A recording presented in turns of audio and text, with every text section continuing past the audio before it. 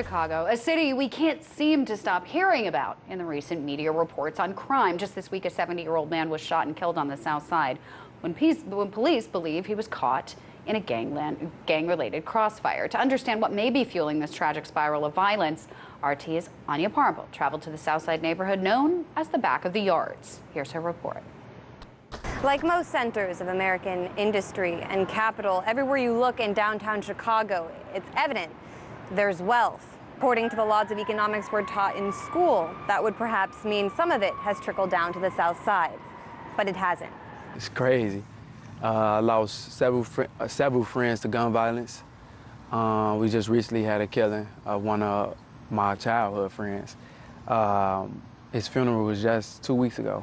I graduated from high school, was incarcerated one time for a misdemeanor crime, and I still couldn't get a job. I met Jonathan at the Precious Blood Ministry of Reconciliation, a center established in the Back of the Yards neighborhood, which invites members of the community to come discuss their experiences or just hang out in safety, where he now works with local youth.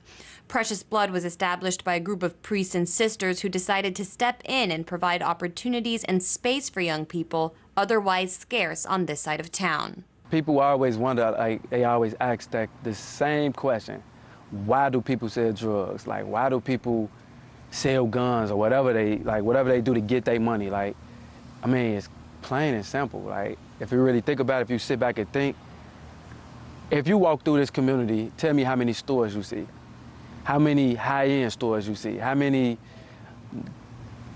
fresh food markets, like how many places, what do we have in our community that we can go and say, hey, I'm looking for a job, you know, I'm willing to work, I'm willing to do this and that, and they actually invite you in with open arms. You know what I'm saying? Like, we don't have that. Schools on the south side are either underfunded or closed altogether. In 2014, Chicago Mayor Rahm Emanuel shut down 54 public schools. 50 were on the poor south or west sides. Stephen grew up in this neighborhood. School is like, school ain't, well, I went to school at, like, it just, we did all our work on the computers. Like, they weren't teaching me nothing. We had all our work on the computers.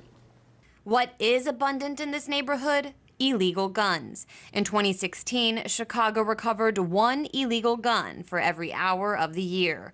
Father Dave Kelly is the executive director of Precious Blood. Why Chicago has, and a lot of times they'll say this, well, Chicago has some of the strictest gun laws there are. But we're right next to Indiana, and we're right next to communities that have do not have strict gun laws. And then, you know, the market of selling guns coming up from the south, you know, you hear that all the time as well. I'm starting to see a lot of assault rifles now. Growing up, I'd been around people that had AK-47s, automatic, M16s, and all type of, not just handguns, all these assault rifles that I'm sure someone in our neighborhood couldn't get.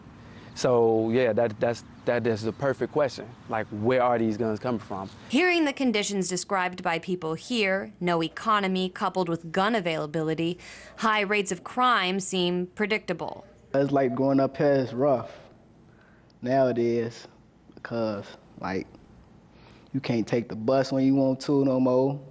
You gotta watch your back when you walk in the streets. You can't even go to the store, the corner store, without nobody on your back trying to shoot you. As we speak, we have the same gang killing each other. It's not the other gangs coming in killing the other gang. It's the people we grew up with killing each other. Like my friend that just got killed 2 weeks ago, he was killed by someone we all grew up with. Like, we all grew up together.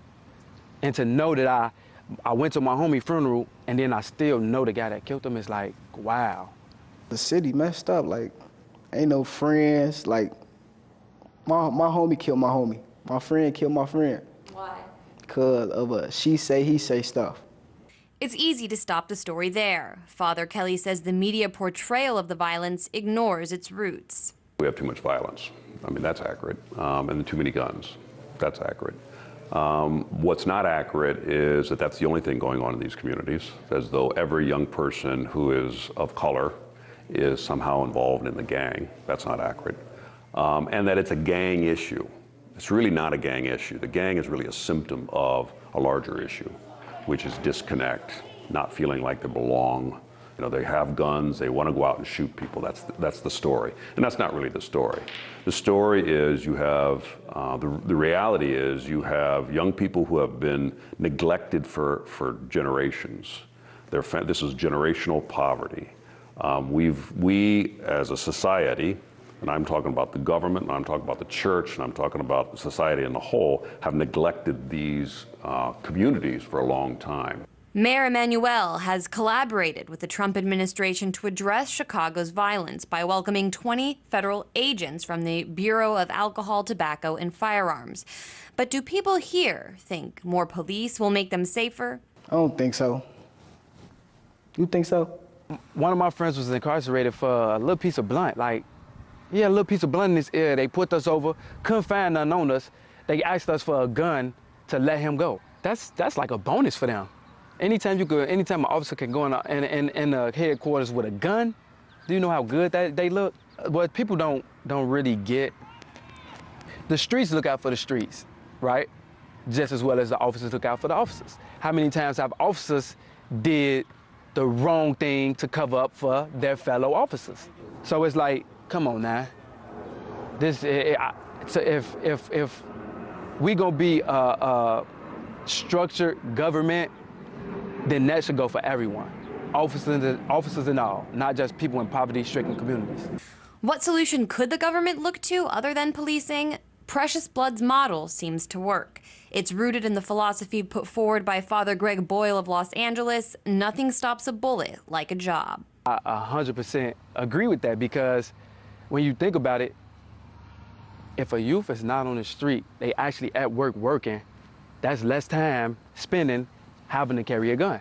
That's why I like the work that I do, because we create those programs to where they can have something to do.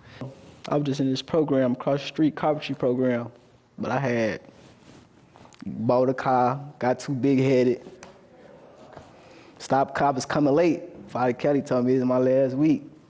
And then I've been stopped coming to the center for like a month straight. And I had thought about, like, man, I need me some money.